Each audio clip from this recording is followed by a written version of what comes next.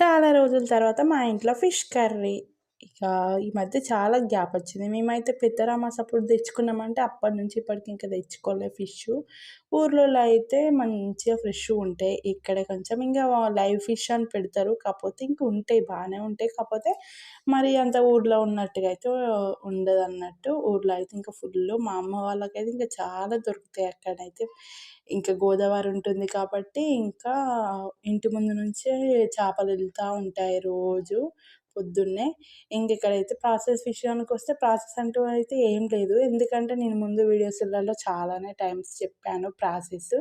నా వీడియోస్ చూసినట్లయితే మీకు తెలుస్తది ఈజీగా. నేనైతే ఫిష్‌ల్లోకైతే మిక్సీ పట్టి చేస్తాను. ఆనియను, టమాటో, మిర్చి, కొత్తిమీర, పుదీనా వీటిని బట్టి మనం తాలింపుకేసేసుకొని తర్వాత దాంట్లో కొంచెం చింతపండు రసం గూడా వేసుకొని, ఆ తర్వాత కారం, ఉప్పు వేసి ముక్కలేసేసి, ఆ తర్వాత కొంచెం కొంచెం కొంచెం ఇట్లా చింతపండు రసం పోస్తూ అయితే ఇంకా మసాలా పెట్టేసుకొని ఉడికిన తర్వాత దింపేసుకోవడమే. కొత్తిమీర ఏసేసుకొని ఇదన్నట్టు. ఇంకా దీంట్లోకైతే నేను బోల్ పలాలతోనే ఇంకా కానిచ్చిన అన్నట్టు.